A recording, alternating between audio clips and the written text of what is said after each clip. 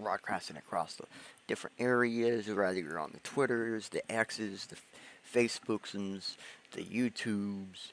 We're somewhere. I know we're somewhere. We're here. We're not there. We're there. We're here. We're getting on there.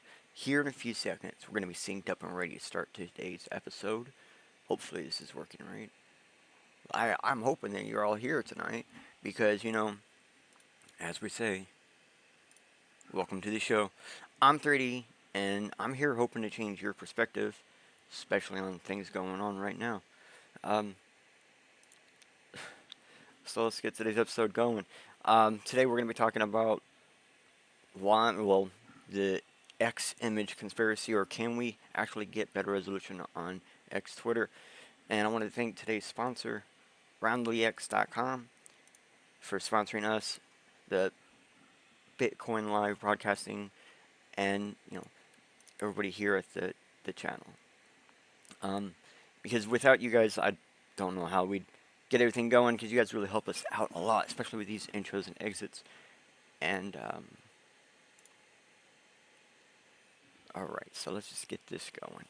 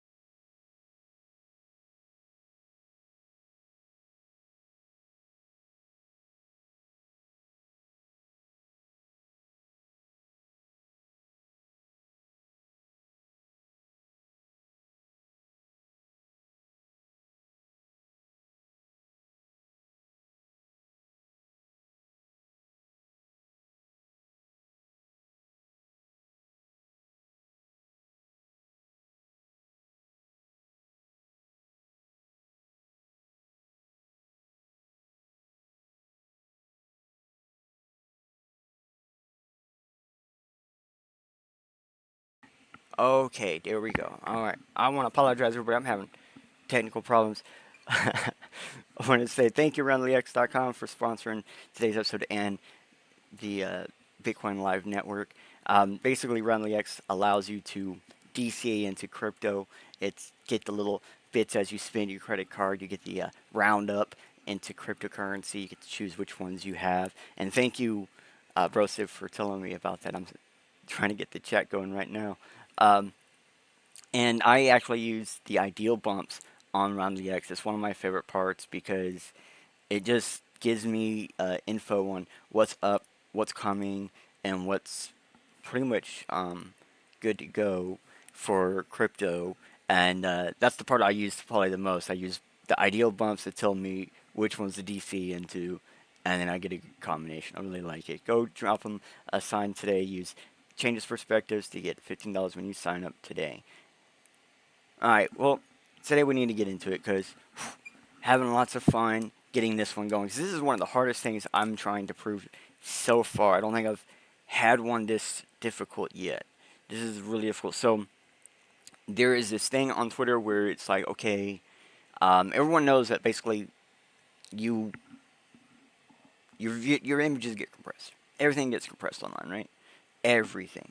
So the years-old trope of the Twitter compression on images has returned, and when I say has returned, I mean it really has returned. People are like in vengeance of how it's getting, and like everybody does know that. I mean, almost all social media, they do this compression thing. It's fine, right? It happens, But why is it as bad as it is on Twitter? And people, I guess people don't realize this on maybe like YouTube and Facebook, but people on Twitter actually use it to. It's always been a place where individuals go to sell, and it's one of the biggest places of entrepreneurs because entrepreneurs like to buy from entrepreneurs, and normal people like to buy from entrepreneurs, and entrepreneurs like to buy from normal people. It's like this big cluster of mixed people. So that's really what it comes down to is you're trying to sell something or you're trying to buy something, you want to make sure you're getting what you see. I know AI makes that really difficult, but now when it comes down to compression, you want to make sure that the image being presented is its best quality. And well, my question is, could we get around it? Can we work with it? Is there ways to make the compression work for us? Or can we just use the system of Twitter, or now X, against it? And in case you're not guessing, there's some hints here that there might actually be a way to bypass the image compression completely. Maybe. But we'll get into it because that is what today's episode is all about. We want to figure this out. And so we're going to start at the very first place. What would you do if you're going to try to research something like this? You would simply just be like, bro, help.twitter.com. Yes, X still uses help.twitter.com. And type in image compression. And you only get one thing. You can see I only got one thing. Everyone sees I only got one. I only got one thing. We're going to look at this later, but not right now. Because obviously you can't. This is literally me saying only from this website here. Look for this. So this should tell you that twitter.com refers to this link, this tweet, for their help file. Something they haven't done in years. I used to be in that list of weird tweets too. So if we go to the current help center, let's just do this together. Just to prove to you I ain't joking, bro.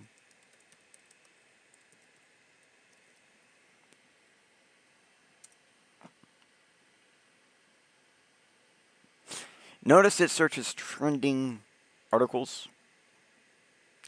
You can't even search for help on help.twitter.com. You don't believe I'm here? That's fine. Scan the QR to find me. It says it right there. I mean, lots of stuff above me. It kind of says officially Twitter. Blah, blah, blah, blah, blah. Let me, boom, boom. There you go. So, basically, even if you go to like rules and policy, resources, none of this is going to help you with what we're talking about. It literally cares about everything other than actual, maybe helping people. This is more like people trying to debunk something, looking for articles, looking through Twitter for stuff. That might be a good use for this. So, I went down the old rabbit hole. So if you notice, I'm just now saying, hey, Twitter image compression. And we get a lot of old stuff, we get a lot of new stuff, we get a lot of random stuff. When I was going through this, it gets weird. But basically, you're going to get a bunch of older articles that about the compression itself. And so that's probably the best place to start then, is let's just actually talk about the compression.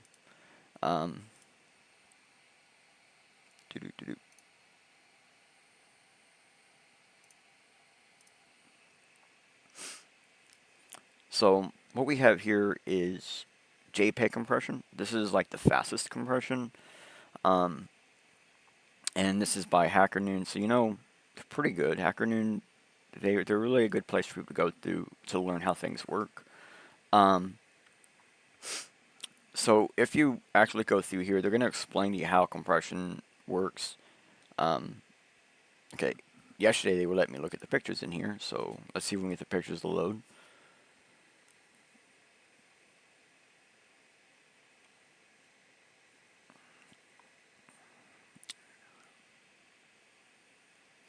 Because here's the original image,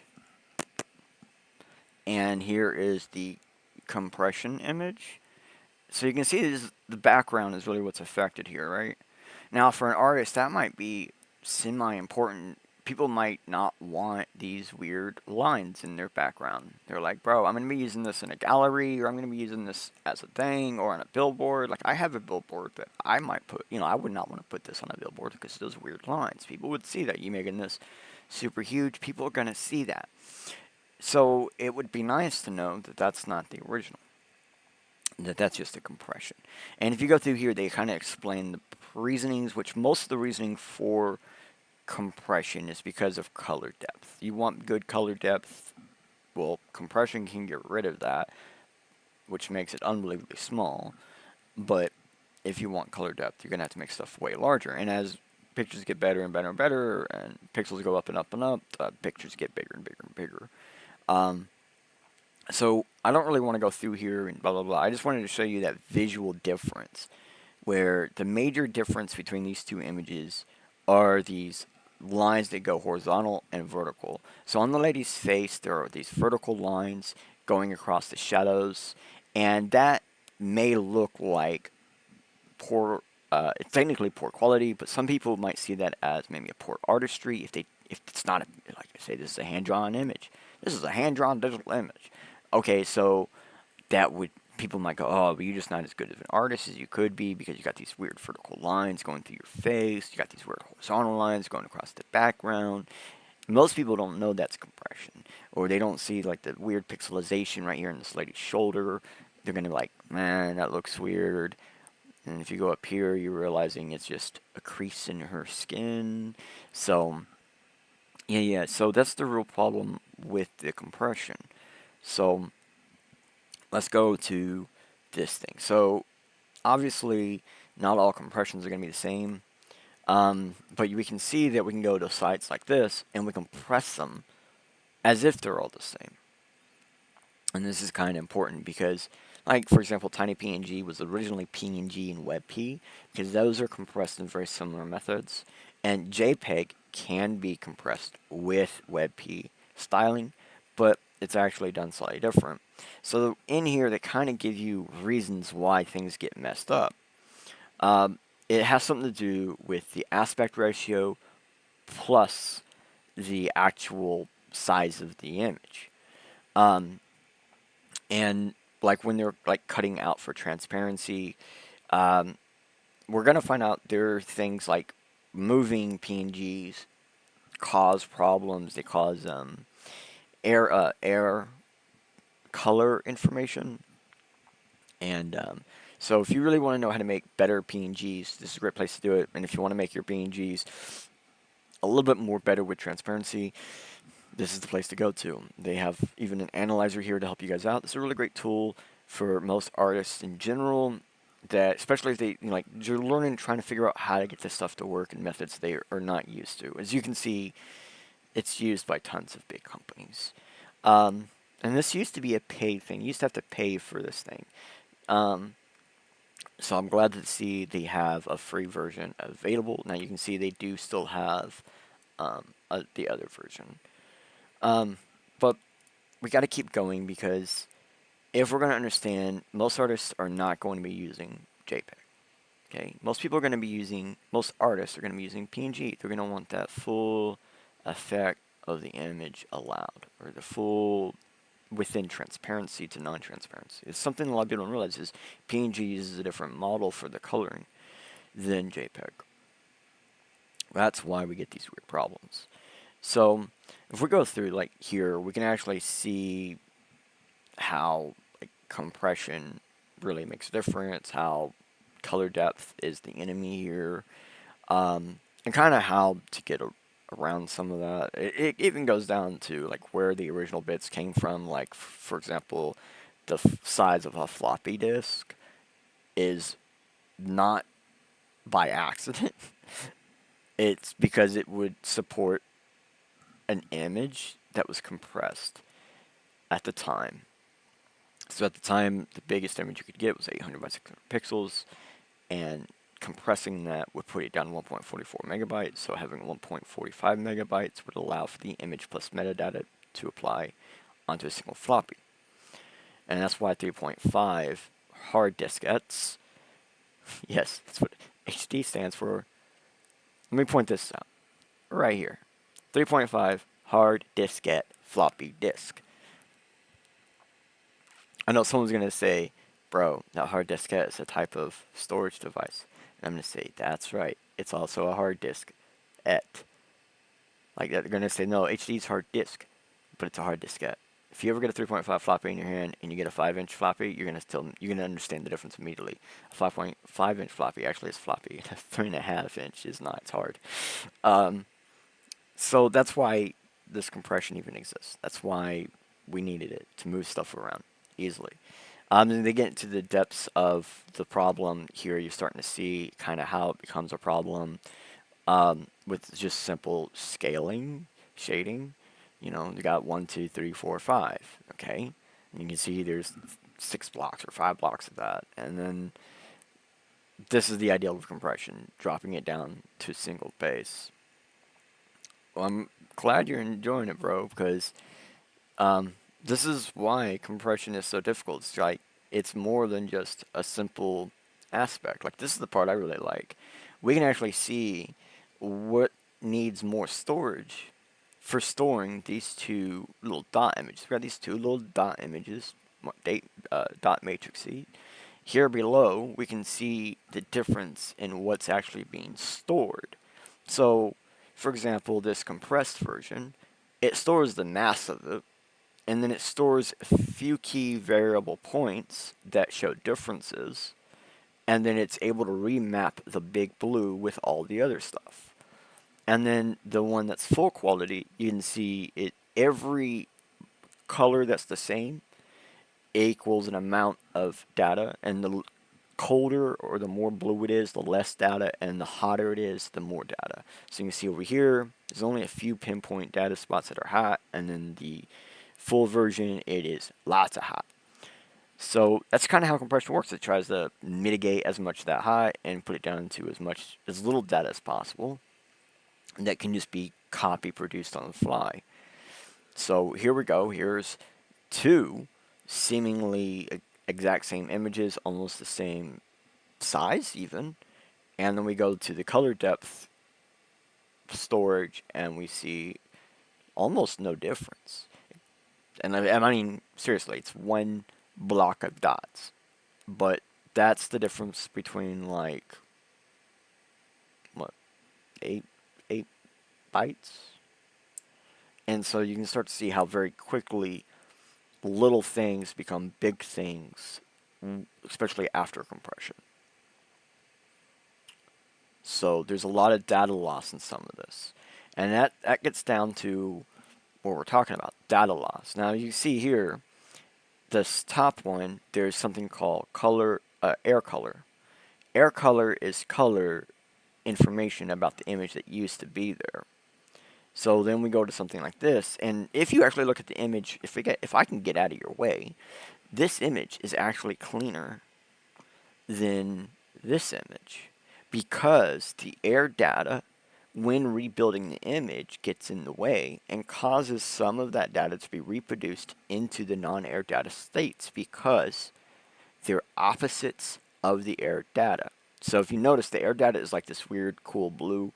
And then in areas like in this purple region of her hair and stuff, like this little thing on her hat going down her shoulder, all of that is affected by that air region compression because it's the exact opposite. And it's just like when you're doing the math, there'll be a negative in their area for looking for compression, and for some reason it applies in that spot. And when we take all that out, and you look in the exact same purplish, it's a little bit more vibrant. It really is. It actually has more of that data locally stored to it. It actually has more like redness in it in the image map. And so basically what we're saying is getting rid of the air data, which moving PNGs tend to have lots of air data. You can actually make it a crisper image, a better image, a cleaner image, and it will store more actual data in the areas it needs it. So really important. So sure, it makes it smaller. In this case, it made it like 4,000 plus bytes smaller, but it also makes it way cleaner of an image. Um, Make sure you guys got this URL, because this is a really great site, Compressor Die, really awesome. And it even explains how all of this works differently as we go into different field colorization sets, because that's exactly where the problem lies. Like, for example, now we're in use of 8-bit, and then we're going to polarizations. How can we use polarization to lower down the numbers without losing data?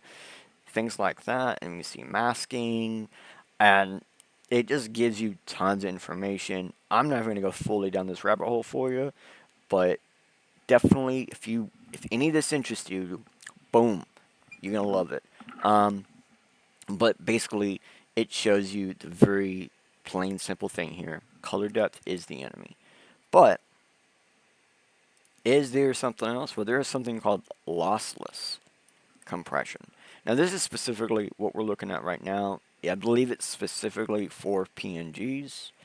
I could be wrong there, but this entire site is like specially optimized. So even as I scroll, there's a smoothing factor. So if I try to go too fast, it will jump instead. And if I just scroll, it's set on a thing. So this will let you see things happen side by side. So we can see compression with lossless compression versus compression without lossless compression. So left is with lossless and right is without lossless. You can see the right, it's kind of bigger and fuzzy. I know it's closer in perspective, but it actually, everything is slightly bigger. If we use the shelf lines, in this case, if you look, the shelf lines, the top lines will be in the same spots, and then the bottom ones will be off. And so it shows differences in things. Also, looking at the cat, its ear to its head directly, it actually has largeness right there, even though it should be about the same perspective. Little things like that. So even if you look at this top image, you can see the differences of lossless versus non-lossless, just how it's affected. And this whole site, they're just kind of showing you how lossless is really good. Now, of course, they're showing off their version of lossless, which is like one of the top leading versions of lossless compression. Not gonna lie. We can see its size is dramatically different. They use all combinations. They use every trick in the book to get these outputs. But that's the point. You want no more quality limits. You want to give better access for smaller businesses. You want to make this available for everyone. Now, yeah, this is going to cause, like, if you don't hear it, my computer is running a lot harder than it should be, than it needs to be, to run all of this extra stuff. But lossless compression, there are different versions of it and stuff, so you could have like 80% lossless and it still be normal quality. So we got to go back to kind of where we were at, right? We can't just keep going to other things and saying, but we kind of got to return back to the point. So going back to JPEG, because if you didn't know, that is the natural state Twitter or X wants you to upload it. JPEG. Okay, so there is someone who took the time out to figure this all out. Okay? They uploaded the same image. They had the same image, like multiple different scale factors, because, as you can see, this, I think, was the prince hunting, or at the time he was the prince. I don't know if you know if this is before he became king, or if he is, I don't know. The prince was hunting. They basically had like 8 cameras on a stand, and they took 8 cameras simultaneously at different scales, ratios, vectors, pixel size, everything. And the whole point of this was to ensure that they could have the perfect picture for every place they were going to send these pictures. Different types of media, different types of online. So this this paper, so to speak, came out after the fact, when people were asking them how they got these pictures to look so good all over everything. Rather it was on newsprint, video, picture, TV, phones, media, like social media, it was really, really good. So he built this as a way to kind of highlight how he did it, what they did, what to do, what to look for. And this kind of just explains the problem live between both Twitter and Facebook. Now, this is a couple of years old, so you know now. This was in like 2020, I think, and originally pictured in like 2019. But you can see side by side the differences. So one of the things that if you go through this whole thing, we really look, we'll notice the big differences is like in the areas where it's really bright, it's really noticeable. Areas where it's dark, it ain't really noticeable, which is why he's using an image that has almost no dark throughout the whole image. It really highlights everything. And some of this is kind of hard to see because it's like water ripples and lines are across the boat. But if you look through it, he points it out, and then you can see it. But the thing that we get from here is not only do you need to consider different image sizes with pixel density based on where you want to put it, but your header and your PFP are going to be the two better qualities of whatever you post. And if you triple the size, you're going to get the best output no matter what you upload. So if they want a specific size for this header and a specific size for the PFP, you triple that, and the compression should make it work, meaning it will store more data in the compression while compressing it to the correct size, because it's just overportioned. It's still the exact same ratio as what they need, and that's super important. That's one of the key factors. But there's a bunch of websites if you want to try these. These are actually kind of old. Almost all the ones you're going to find are 2 or more years old. So there's going to be some issue with it because we're going to find out soon. Twitter has changed things. But they're still really good. They still do everything you pretty much want. They have things that help answer your major questions. And this can be set up to be done through JavaScript, meaning you can have one of these built into your website if you're a dev. And they just explain basically what the point of it is and how they're doing it. And I'm also going to explain that for you very quickly. These things used to exist. They're size guides. Now, these things used to exist. You used to be able to go to media, and you used to be able to go to any social media site, go to their media page, go to their media data or media information, and they would have size guides. So these used to be things where they would tell you exact size ratios, aspect ratios, everything that you need to know, even pixel density in some places, to get the best image for whatever you needed it, whatever you need to do. And actually here you can see their imagery sizing tool. So we actually looking at the site advertising tool that I just showed you. And actually I found it in reverse order. I've actually found that I knew of the tool, and then I found this from the tool. So here they tell you the exact ratios, the exact portions, what is a good, what's a bad, why when you upload some images stuff is automatically recropped, and how that recrop is done. There are people who can manipulate that crop on Twitter to get perfect point specs. It's crazy, but they explain how all that works here. This is 100% about aspect ratios. This is going to explain why the aspect ratios do what they do. And if you just keep going, you're gonna get every piece of information you're ever gonna need about choosing the correct aspect size for the way you're going to post it. Rather it's a 4-point post, 3-point post, 2.1 point, doesn't matter. They got you covered, including your header, your bio, your PFP, everything. They got you. Now, as the Zoomers call these, cheat sheets. Let's do this. Okay, let's look at a cheat sheet.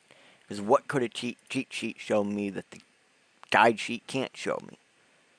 And I bet that's what you're wondering right now. Is there much of a difference? Yeah, they can give you like side-by-side comparisons of everything. Like legitimately. I bet a lot of people like just that right there. Probably 90% of this page, that one picture, you're good to go. That's all you needed. But there really is more here, and it comes down to This one really shows you that landing the correct size, it I think this one was almost all mobile friendly, but that's the point here is your mobile output versus your desktop output are going to appear different for different reasons. So yeah, this one was a mobile guide.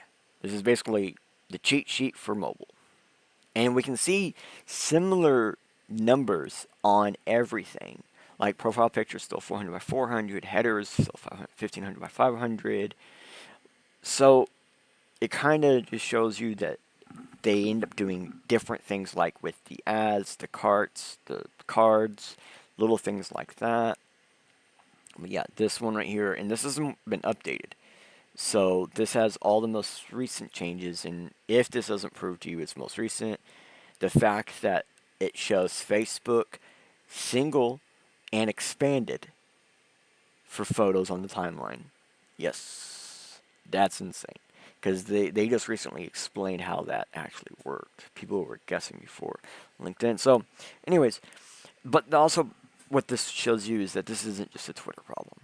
This isn't just an X issue. Okay? Not just an X thing. And thankfully, there are some companies that have been paid to give out this information for us, which is what we're just looking at now. And this one right here. This one breaks it back down to aspect ratio. Now, kind of ignore the fact that it looks like it says Aurora AI. I don't actually know how to say this person's name. Gosh, my cameras are not liking me today. But we can see it's going to give us basically similar information. So the difference here is they're going to put this information of sizing to exact aspect ratios for you and exact size limitations. All of it. All of it.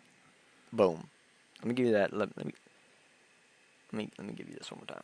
Because if you want to pick the right, you want to get the right compression, you got to make sure it's all right. You got to make sure it's the exact aspect ratio, 3 times bigger. And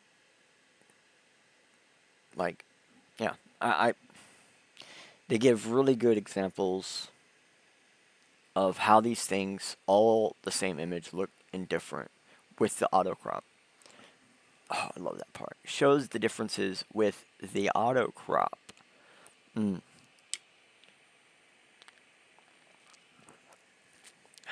So basically what they're saying is, don't forget the margins. There are margins when you post these. Everyone forgets the margins. And that's why these aspect ratios have such weird differences. 7/8, 7/4, because you have to remember the margins. Even the Twitter cards have been updated. The one thing I didn't see in here is, well, actually, one thing I could not find anywhere is information on when you post links and when you post videos. I could not find that anywhere. And I did a video not too long ago where I was just trying things and seeing if I could get it to show the differences, like live. Like, could we live show you guys the differences? No. No. It will not let me. Oh my gosh. Twitter hates me today. I'm telling you. Come on, Twitter. So I'm really just going to go down my stream,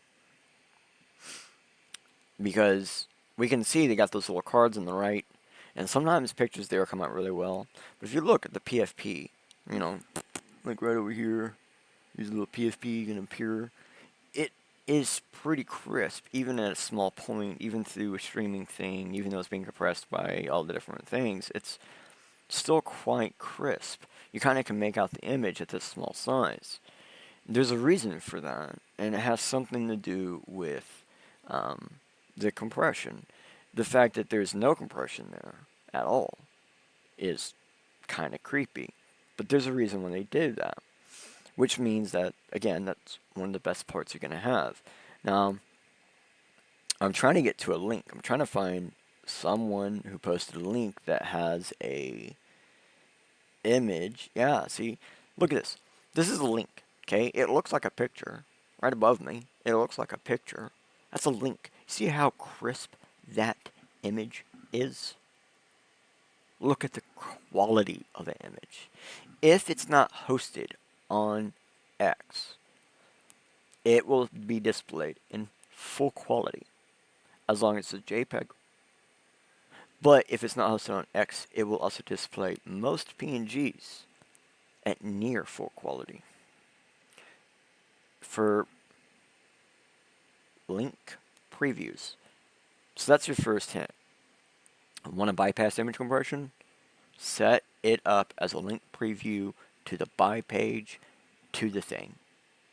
Then when you post the link, it automatically inserts the image. Automatically inserts the image. You want to sell PFPs? You want to sell NFTs? Set the preview as the image you want to use for your advertising. And it will work every time. Yeah, sneaky. This also works now on, I believe, Facebook and some other sites. And then if you look at videos, like, I'm just going to click this play on this video.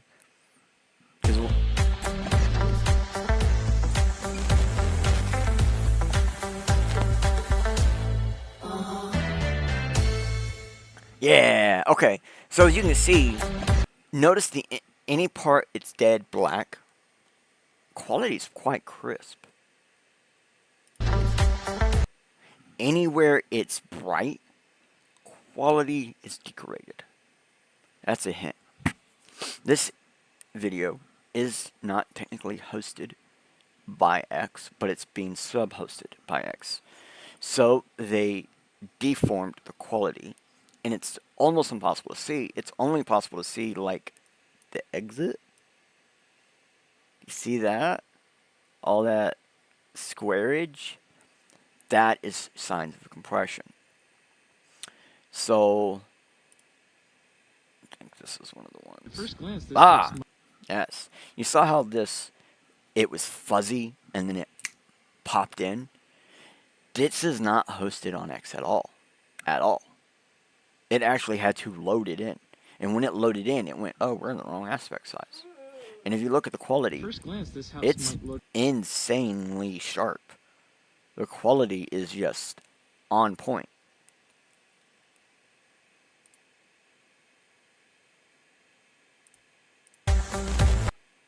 Notice on the other one, no matter where I clicked, it had to load for a second. On this one, no matter where I click, it doesn't need any time to load. Hit. Big One Live, he's deformed. Only the video, sir. Only the video, sir. Alright, let's get back on the topic, because I can just give you guys these examples all day and day. Alright.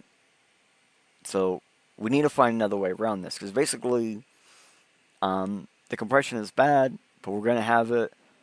Are there other ways to combat it? Let's combat it through our own output. Let's make it where we just don't have to see that no more. Because we can make that happen. We can actually remove the compression on everything we see, no matter where we're at. We can just get rid of it. Our wires can do this, man. So, HDMI, the number one cable most people are going to be using. If you're using anything lower than HDMI, you're not going to be able to see the full quality anyway, so do not be complaining.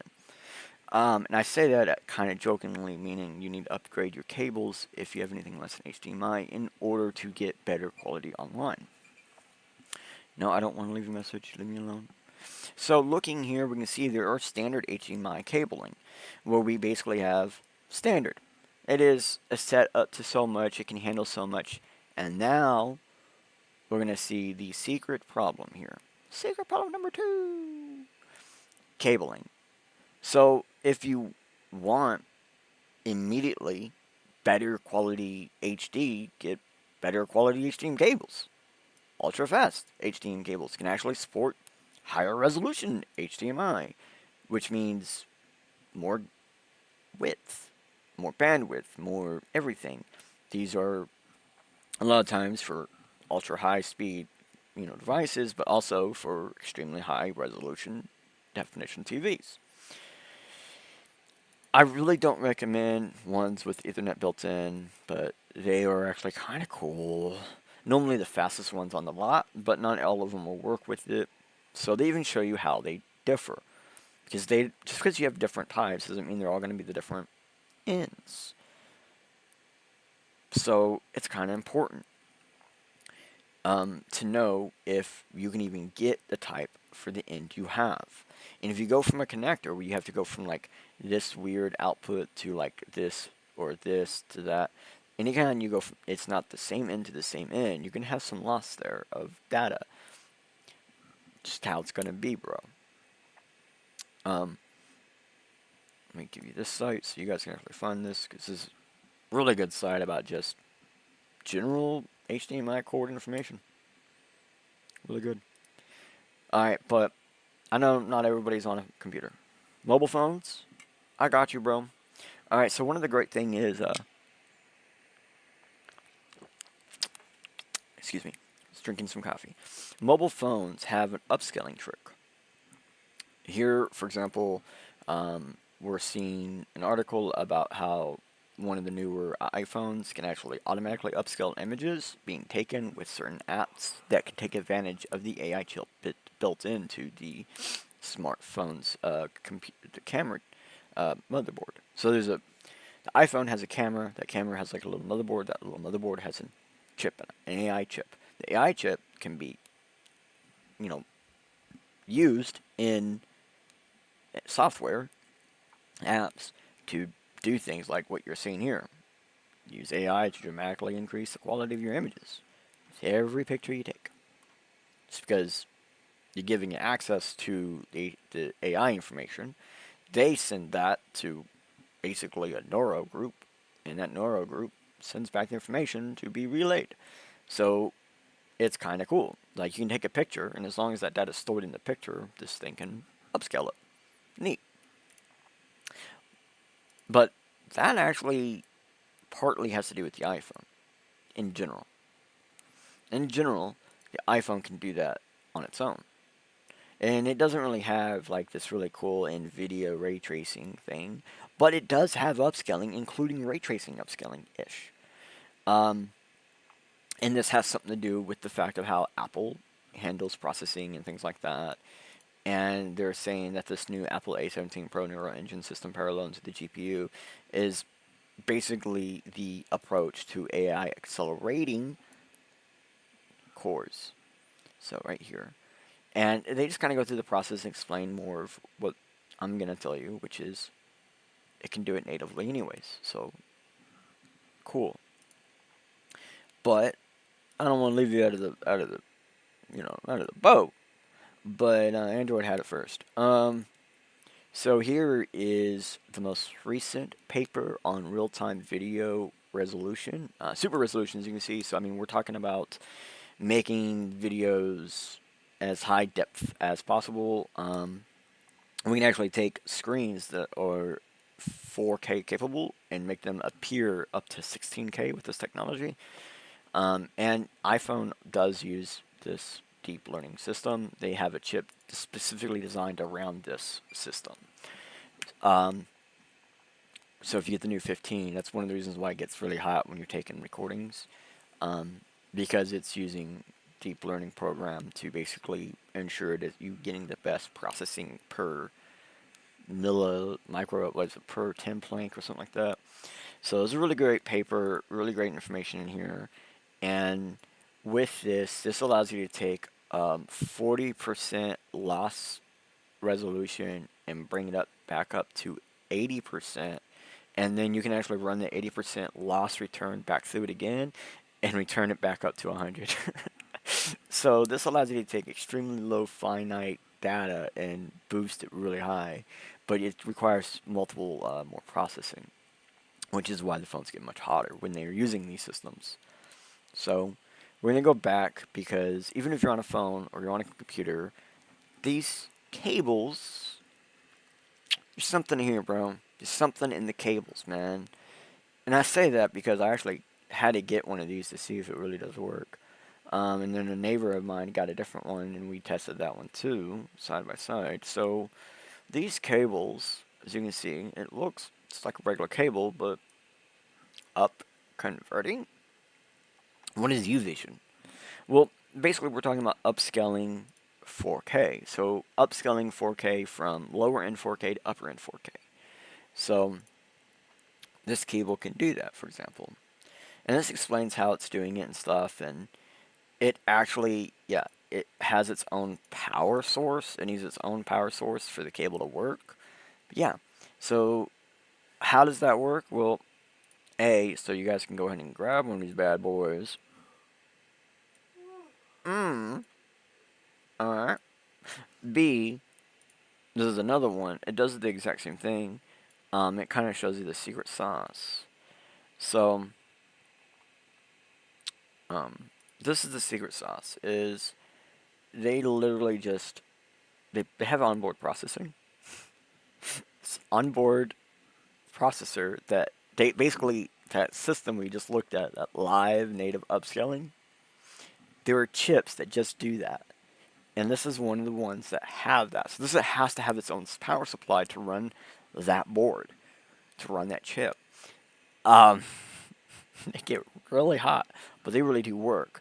I got one, like one we were just showing you, the Sika, and actually I don't even know if this is the exact same one. The one I got, it does up to 8K, and this is one my friend got, and it does up to 4K.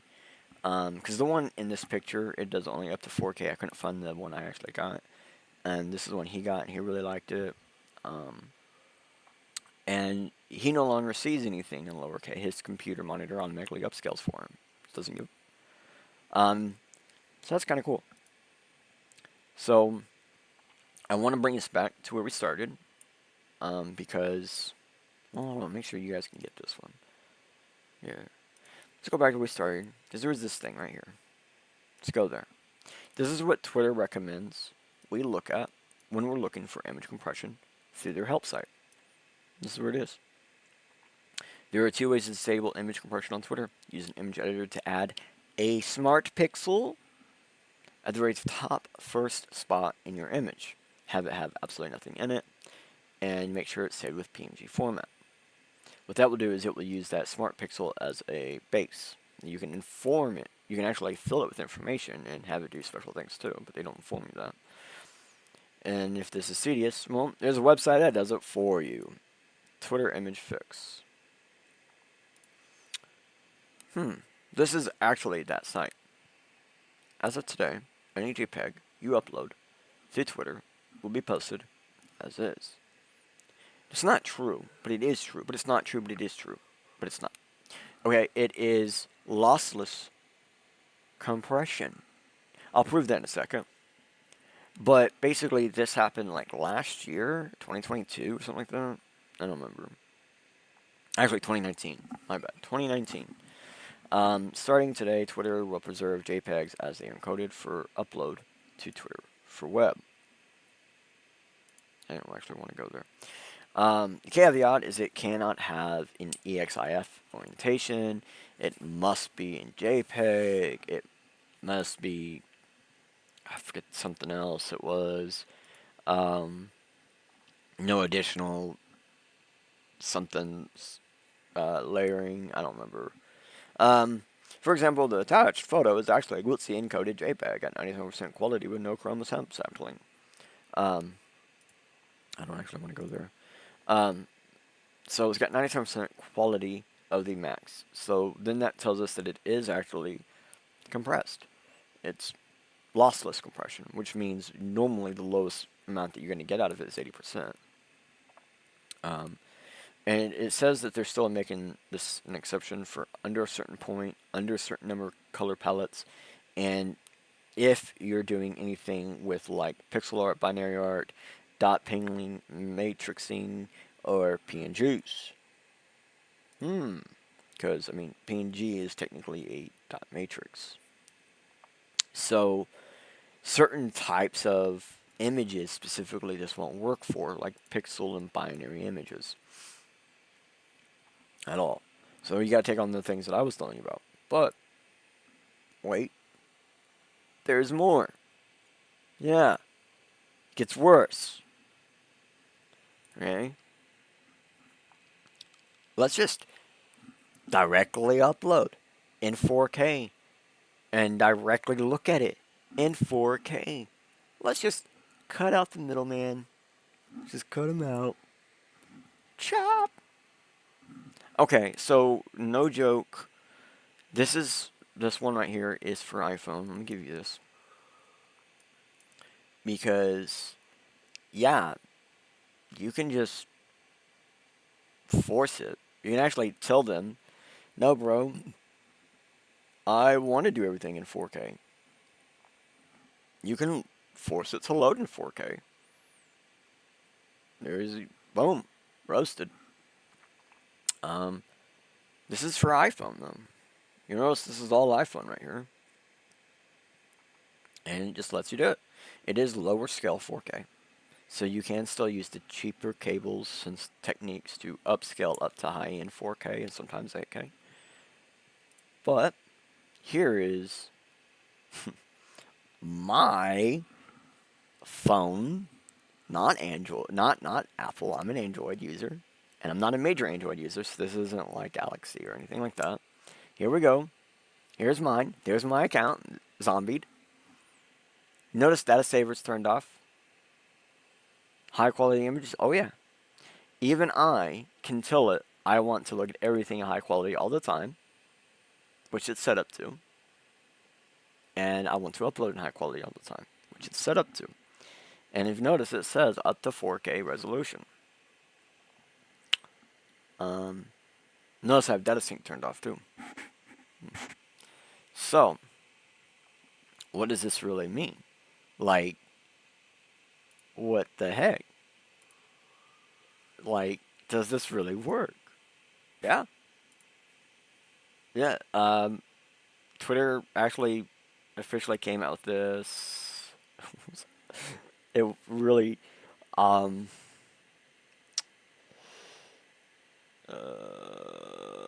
when was it? It was 2021 when this came out. I'm in the way. You can't even see that. So yeah, was that like April 23rd, 2021? So, um, so anyone can, anyone can, but it's not just that simple. All right, so let's break it down a little bit. So you don't really have to believe me on any of this, and all of this is really up for your own. And you've even seen my personal example of my information. But point of this all is like, um, you can literally upload everything perfectly to give you the perfect output that you're wanting. But you can't go onto the other person's computer and have them change their settings, or have them upgrade their cables, or have them change their monitor, or have them go on their phone and tell them to set their settings to not data save and to not battery save in order to get full resolution back on Twitter or on their phone, or to make sure they have it set where they don't have a network plan that automatically reduces and restricts information like that, like on Verizon and things like that. It's really difficult to go through and tell people, most likely, the reason why you're not looking at 4K on Twitter is because of you. Most likely, other people viewing your stuff on Twitter view it in 4K or better. And that's kind of why I'm calling it the X image conspiracy. Because people are still out there saying, I see compression, and it's right. I showed you live. We saw results of compression live. It's there. But on my monitor, I don't see it. I have to have it moved to another monitor that isn't in upscaled 4K to find it, to see it. And that's the real problem here, is there's tons of people that don't see any of that because their device or their monitor or their computer or their phone or their screen does it for them. And that's really creepy. But as we saw, there are, like I was just explaining, you got your phone, you got your all these different bottlenecks that limit you. So if you want the best, make sure everything's only in JPEG. Only in JPEG without EXIF orientation, which means it has to basically be a one-to-one scaling or landscape. It cannot be a portrait, which means it will never display correctly on a cell phone, which means it will always be cut up. But there are other ways to do everything, right? Because remember, it's not just the size and the type, it's also the aspect ratio. Go 3 times bigger to the same aspect ratio, keep it to the same pixel density as allowed per type of image point. Then maximize, go to the max number on that pixel density wherever you're at. Like we saw, it's like up to 4K pixel density on your header and your PFP, and then up to like technically just under 3K on everything else, but it's like 295K. And so keep that information, do it that way. Stop using PNGs, stop using GIFs, pre-compress some stuff to ensure there's no compression needed on their end. Like, this is the hardest thing to prove because not everyone is even going to have the exact same experience with it. Just showing you what I'm showing you, I had to show it to you on 2 different screens just so I can show you what I'm talking about because I can't see it. Now, if it comes down to anything else, like, you're going to have to check your actual device. You're going to have to check its settings, make sure it's not bottlenecking, because 9 times out of 10, that's the number one spot that's going to hurt you the most. And then just going on there and saying, yeah, you know, don't use battery saver and things like that, because battery saver is like the desktop equivalent of just saying I want everything to 4K. The other thing is you can do is only upload using phones. If you only upload using mobile phones or in the app, that's where everything on Twitter is designed to work the best, by the way. It's on the app. Well, you're gonna get like the better upload because you're gonna be able to force the 4K upload on your phone, and you're gonna be able to force, and you know you'll have it the right size and aspects and everything else. So when you upload it, it works best, and you actually get a better preview on the phone. Considering most people are using it on a phone, and even most people using it on a computer are using it in some form of phone output. Like when I put the screen, let me bring it back up real fast. Like for example, this screen right here, this is a mobile view. A lot of people don't realize that when you go to reader mode, it puts it into a mobile view. It actually puts it into the exact same aspect ratio we use on private paper, which is really cool.